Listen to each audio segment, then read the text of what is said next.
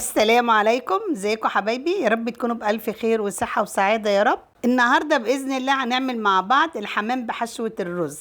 شايفين بقى الجمال؟ ما شاء الله، اللهم بارك، جميل جدا وريحته وطعمه في منتهى الجمال. هنعمله مع بعض بخطوات بسيطة جدا وسهلة. ايه رأيك بقى في الجمال ده؟ شايفين بقى الجمال؟ اكنك شاري الحمام ده جاهز. بسم الله ما شاء الله. شايفين بقى الجمال؟ مستوي والرز فيه مستوي، مش ملياه قوي، جميل جدا وطعمه احلى واحلى. وقبل ما نبدأ وصفتنا ما تنسوش اللايك والشير والاشتراك في القناة وتفعيل الجرس ده يوصلكم كل جديد.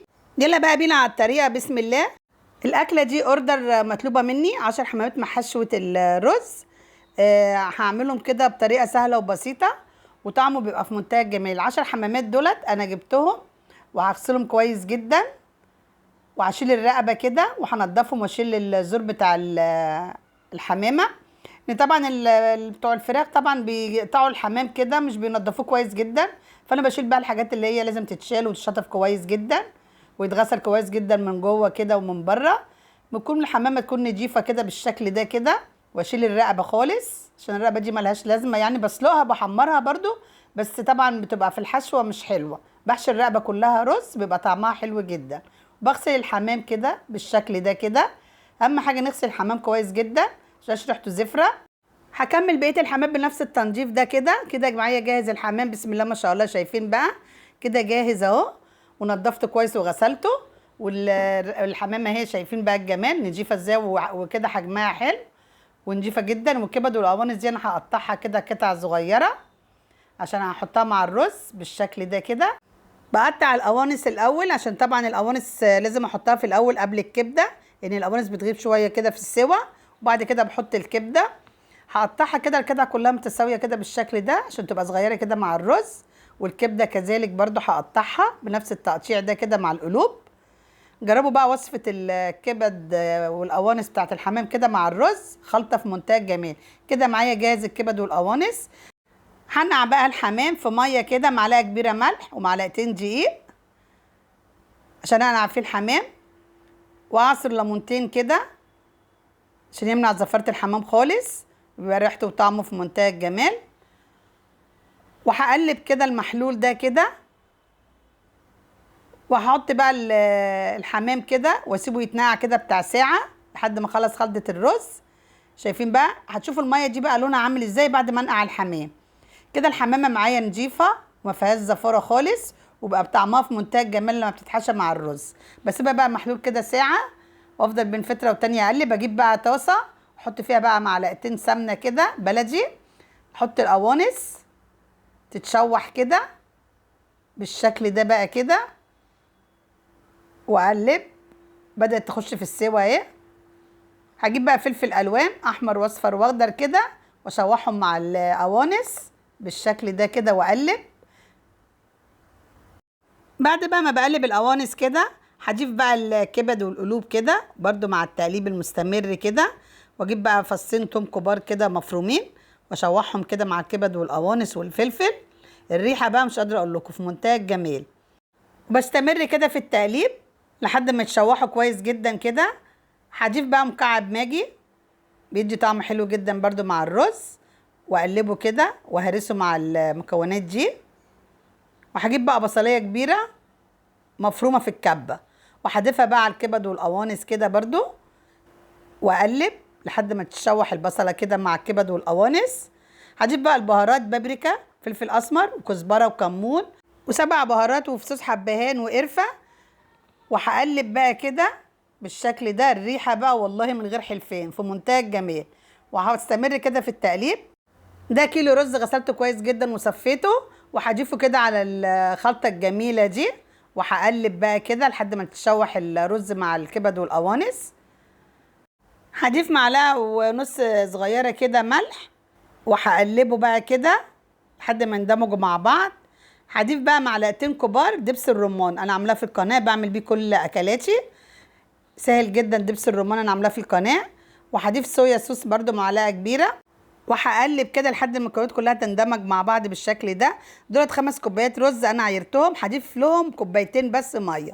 انا عايزه الرز نص سوا عشان لما احشيه بالحمام هيبقى يكمل السوا بتاعه.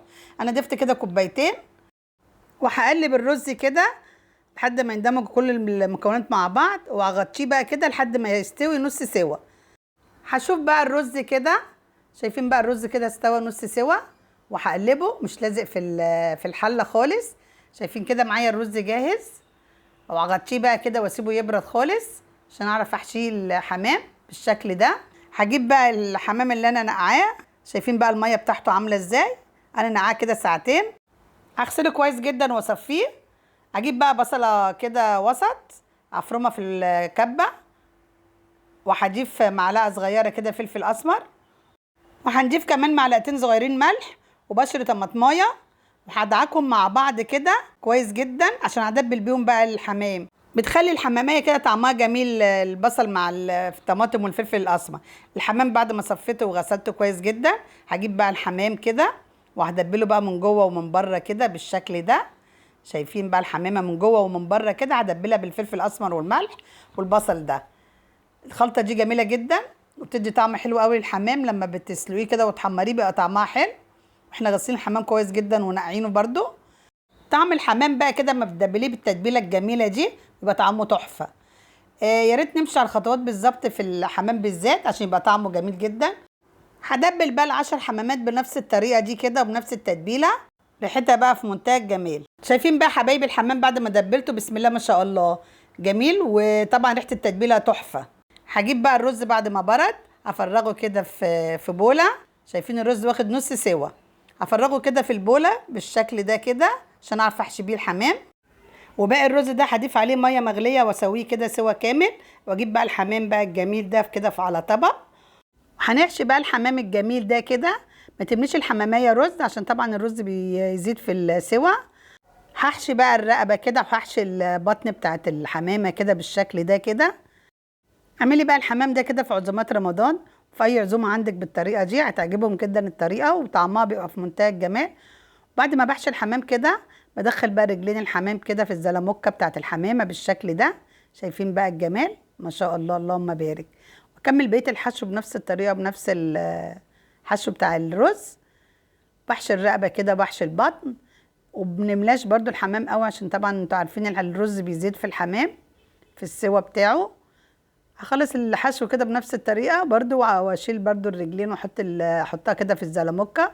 ولسه برضو هنلفها كده في ورق زبده وورق فويل كده. خلاص معايا جاهز. هجيب بقى ورق الزبده وورق الفويل، واحط كل حمامتين كده مع بعض عشان اسلقهم. انا ممكن اسلقه كده، بس طبعا انا بحب انا اعمل الحركه دي عشان طبعا يديني الحمامه كده ماسكه نفسها. وبقفله بقى كويس كده بورق الزبده وورق الفويل بالطريقه، كل اتنين كده مع بعض. عايزه تحطي واحده براحتك اللي انت حباه. بجيب بقى ورق الزبده كده، بحط كل اتنين مع بعض بالشكل ده كده، وهلفهم كويس كده. الحمام معايا جاهز كده. بقى هجيب حله على النار واحط فيها ورق لوري وحبهان وطماطم كده وبصل وعيدان قرفه وبصله مبشوره كده بالطماطم، بتدي طعم حلو قوي برده في سلق الحمام. واغطيها كده، واول ما هتغلي احط بقى الحمام بقى كده في الشوربه لحد ما يستوي بالشكل بقى ده كده، واغطيه لحد ما يستوي تماما. مش هفتح ليه كده لحد ما يستوي. واول ما يستوي كده هطلع بقى حمامتين حمامتين. شايفين بقى الجمال، الريحه كمان قلبه ريحه الشقه في منتهى الجمال. هطلع بقى الحمام ده كده، شايفين ولا رزايه واقعه من الحمام. بعد ما بطلعه بسيبه يبرد خالص، هجيب بقى الرز وافضيه كده في حله عشان اكمل السواه بقى كده بالشكل ده كده. الرز ده بقى لما بيستوي بقى طعمه خطير. هضيف له بقى ميه كده مغليه، او اسويه بقى سوا كامل. ما بملاش بقى الحله ميه كتير، يا دوبك ايه اغطيه كده. هضيف بقى معلقه صغيره ملح واقلبها كده، واوقف بقى المعلقه كده. الرز كده بتاعي مظبوط، عياره كده مظبوط، وهرفعه كده على النار واغطيه بقى كده لحد ما يستوي. ما افتحش على الرز خالص لحد ما يستوي. هجيب بقى الحمام الجميل ده بعد ما برد. شايفين بقى الحماميه، الرز مفيش ولا رزايه كده في ورقه الزبده، مستوي معايا تمام. شايفين بقى الجمال ما شاء الله، وريحته في منتهى الجمال بتتبيله البصل اللي انا كنت عاملاها، مخليه بقى ريحه الحمام جميل جدا. بقى اكمل بقى فتح الحمام الجميل ده. شايفين بقى بسم الله ما شاء الله الحمامه ماسكه نفسها كده وسواها كده مظبوط، والرز مش طالع منها. وارمي بقى ورق الزبده بالشكل ده كده. كده بقى معايا الحمام ما شاء الله جاهز، والسوا بتاعه مظبوط. وهحمره بقى كده معايا جاهز. شايفين بقى الحمامه ماسكه نفسها ازاي؟ بسم الله ما شاء الله.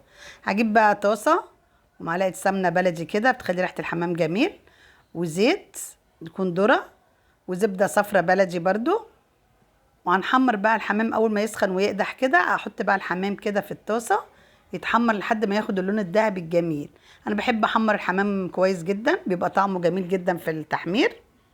الحمام ده انا عاملاه اوردر لواحده صاحبتي حبيبتي طالباه مني، وحبيت اعمله لها كده بطريقه خفيفه كده وسهله. بحب احمره لها كده عشان تاكله بالف هنا عليها. شايفين بقى بحمر الحمامه جميله ازاي، واخده اللون الذهبي الجميل. وبحمر الحمام كده بقلبه بقى يمين وشمال كده لحد ما ياخد اللون الذهبي الجميل، لحد ما احمرها كويس جدا. شايفين بدأت تاخد اللون الذهبي الجميل ده.